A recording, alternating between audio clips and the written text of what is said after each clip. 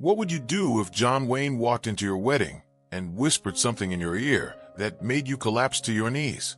On March 15th, 1971, that's exactly what happened to a young couple in Newport Beach, California. They had no money, no family, no hope for the wedding they dreamed of. But what John Wayne did next wasn't just unexpected. It became the most emotional moment ever witnessed at that tiny church. And here's what makes this story incredible. For 52 years, nobody knew it happened. Not the press, not his fans, not even his own family, because John Wayne made them promise to never tell a soul. But in 2023, their granddaughter found a photograph hidden in her grandmother's Bible. On the back were 6 words that unlocked a secret that had been buried for half a century. What was that secret? What did John Wayne whisper? And why did it make a grown man fall to his knees in front of everyone? The answer will change how you see John Wayne forever. Because this isn't just a story about a movie star crashing a wedding. This is the story of a moment so powerful, so deeply human, that it shaped 3 generations of one family. And it all started because John Wayne heard something he wasn't supposed to hear. Something that reminded him of the man he used to be. Before Hollywood, before the fame, before the world knew his name. What you're about to hear has never been told publicly until now. And by the end, you'll understand why they kept it hidden for so long. If stories like this remind you why kindness matters, stay with me. Because this one will stay with you forever. It was a cool spring evening in Newport Beach, and the Pacific was calm. The year was 1971, and John Wayne was at the height of his legend. He had just won the Academy Award for True Grit 2 years earlier. He was the highest-paid actor in Hollywood. Directors begged him for one more film. Studios wrote blank checks with his name on them. That night, John Wayne was staying at his favorite local inn near the harbor, a quiet place where he could escape the madness of Los Angeles. He had a dinner reservation at 7, a cigar in his pocket, and nowhere important to be. But what John Wayne didn't know was that just 2 floors above him, in a small rented room that cost $9 a night, a young couple was preparing for the most important day of their lives. Their names were David and Margaret Wilson. David was 25 years old, a factory worker from Oklahoma who had moved to California chasing a better life. Margaret was 23, a waitress at a diner who worked double shifts just to pay rent. They had been engaged for 2 years because they couldn't afford a wedding. Between them, they had saved $84. That was everything. $84 for a marriage license, a rented room, and a ceremony at the small chapel attached to the inn. There would be no music, no flowers, no family. David's father had died in a farming accident when he was 16. His mother passed away the following year from grief. Margaret's parents had disowned her when she left Oklahoma to chase her dreams. The only witness to their wedding would be the chapel's elderly caretaker, a man named Harold who agreed to sign the papers for free. Their plan was simple. Get married, take one photograph, walk to the diner where Margaret worked, and split a slice of pie to celebrate. That was their wedding reception. 1 slice of pie and 2 forks. And they were okay with that, because they had each other, and that was enough. At least, that's what they kept telling themselves. But sometimes, even when you've made peace with having nothing, the universe decides you deserve more. And sometimes, that miracle walks in wearing cowboy boots. John Wayne had finished his dinner early that evening. The restaurant had been too crowded, too noisy, too many people staring at him and whispering. He hated that. He had excused himself, left a generous tip, and decided to take a walk through the inn. It was something he rarely did in public places. But that night, something felt different. He felt restless, like he was supposed to be somewhere, but didn't know where. As he walked through the narrow hallway near the chapel, he stopped. He heard something. A voice. A woman's voice, soft and trembling, coming from behind a half-open door. He knew he shouldn't listen, but something in her tone made him freeze. She was crying. Not loud, dramatic crying. The quiet kind.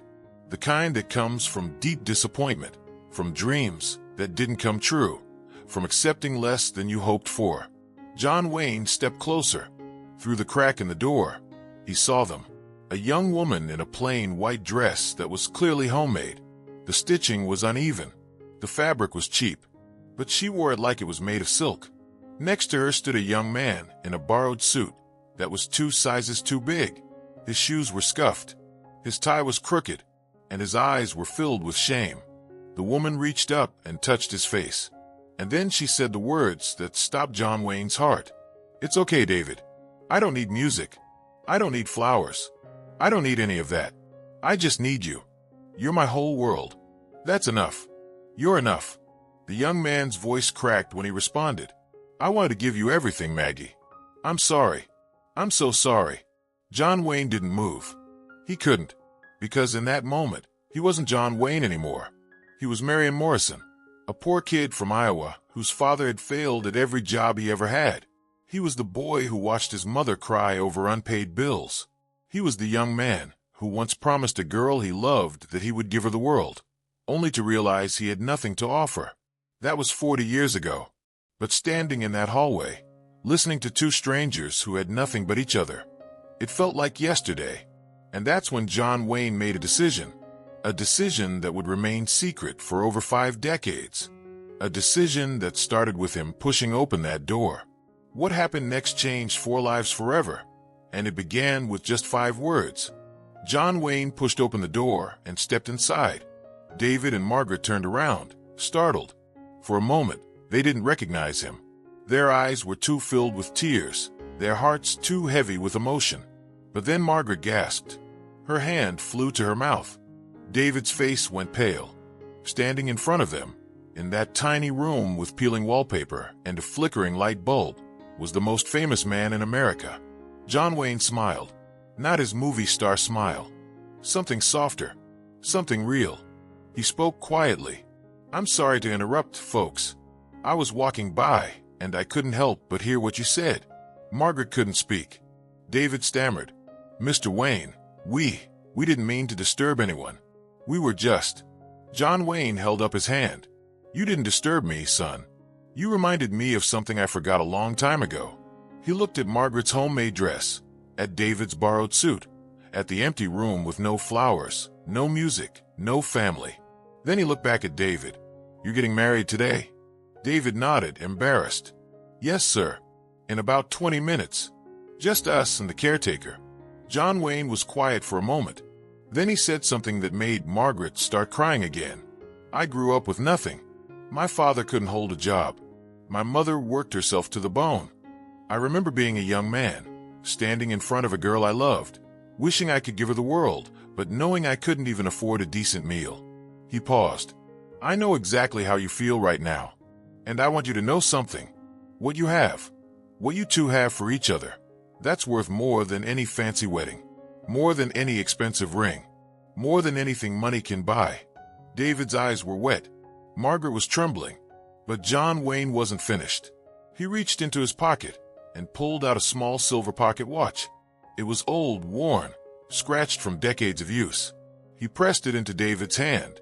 "This belonged to my father. It's the only thing he ever gave me that was worth anything. Not because it's valuable, but because he gave it to me on the day I left Iowa. He told me, Marion, a real man isn't measured by what he has. He's measured by how he loves. I want you to have it." David looked down at the watch in his hand. He couldn't speak. Margaret covered her face and sobbed. "Mr. Wayne," David finally managed, "I can't accept this. It's your father's." John Wayne put his hand on David's shoulder and squeezed. "That's exactly why I want you to have it. Because you remind me of him. A man who had nothing but gave everything. Now," he straightened up, "let's get you two married. And if you'll let me, I'd like to walk this beautiful bride down the aisle. Because every woman deserves to have someone walk beside her on the most important day of her life." Margaret collapsed to her knees. Right there, in that tiny room, in her homemade dress, she fell to her knees and wept. Not from sadness, from overwhelming, unbelievable, impossible joy. David knelt beside her, holding her, tears streaming down his own face. And John Wayne, the toughest man in Hollywood, the legend who never cried on screen, stood there with tears in his eyes, watching 2 strangers experience the kind of moment that changes everything. The ceremony lasted only 15 minutes. But those 15 minutes became the most sacred memory of David and Margaret's lives. John Wayne walked Margaret down the aisle. His arm was steady, his presence enormous, but his touch was gentle. When he placed her hand into David's hand, he whispered something to the groom, something nobody else could hear. David nodded, tears falling freely. The elderly caretaker, Harold, performed the ceremony with shaking hands. He kept glancing at John Wayne like he was seeing a ghost. When it was over, when David kissed his bride, John Wayne was the first to applaud. He shook David's hand firmly and kissed Margaret on the cheek. Then he reached into his wallet and pulled out a $100 bill. He pressed it into David's palm. "You two go have a real wedding dinner tonight. Somewhere nice. Order whatever you want. And don't you dare argue with me." David tried to refuse. "Mr. Wayne, you've already given us too much. The watch, your time," walking Maggie down the aisle. John Wayne smiled. "Son, I've been given more than I ever deserved in this life. Let me pass a little of it along." Then his face grew serious. He looked at both of them. "But I need you to promise me something." Margaret nodded. "Anything. Don't tell anyone about this. Not the press. Not your friends. Not anyone. Keep this between us. Let this be something pure, something that belongs only to you. And someday, when you have more than you need, find someone who has less, and do the same thing for them. That's all the thanks I'll ever want." David and Margaret promised. They shook his hand. They hugged him. And then John Wayne walked out of that chapel as quietly as he had walked in. He never mentioned it to anyone. Not his wife. Not his children. Not his closest friends. It remained a secret until the day he died. That night, David and Margaret used the $100 to have dinner at the nicest restaurant they had ever been in. They ordered steak. They ordered wine. They ordered dessert. And they sat there, holding hands, replaying every single moment of what had just happened. "Do you think anyone will ever believe us?" Margaret whispered. David shook his head. "No, and I don't want them to. This is ours. Just ours." But here's what nobody knew until 52 years later. That night, sitting in that restaurant, David and Margaret Wilson made a promise to each other. A promise that would quietly change hundreds of lives over the next 5 decades. And it all started with a pocket watch and 6 whispered words.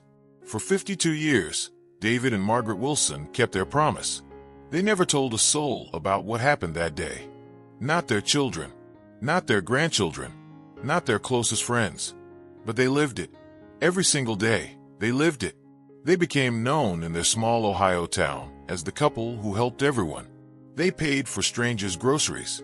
They left $100 tips for struggling waitresses. They showed up at weddings of young couples who couldn't afford much and handed them envelopes filled with cash. No explanation, no expectation, just kindness. Their children watched and learned.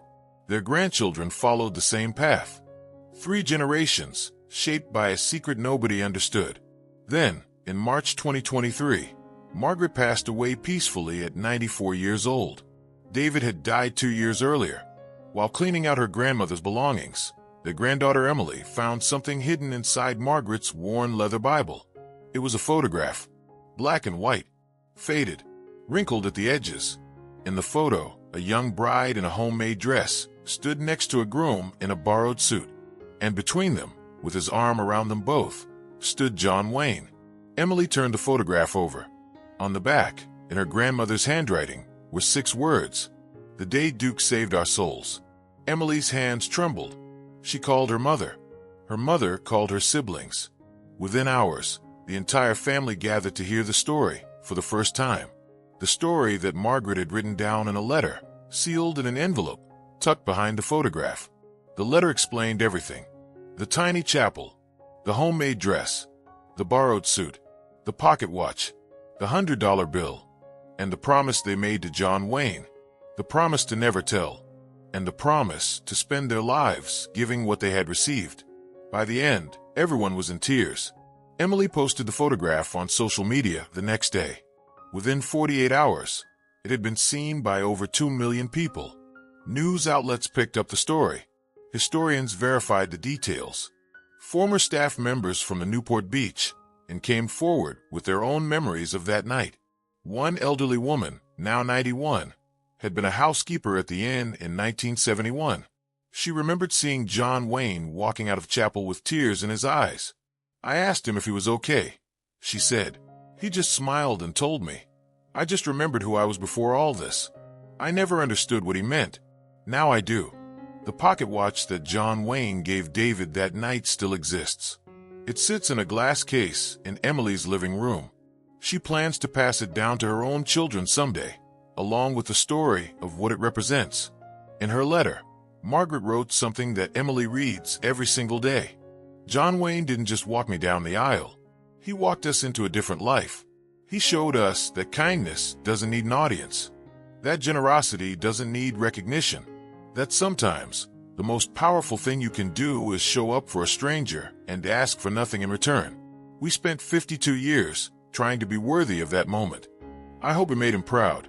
The chapel where John Wayne changed 2 lives no longer exists. But the ripple of what happened there on March 15th, 1971, continues to this day. Because kindness, real kindness, never dies. It just passes from one heart to the next. If this story touched you, subscribe. Because stories like this remind us what it truly means to be human.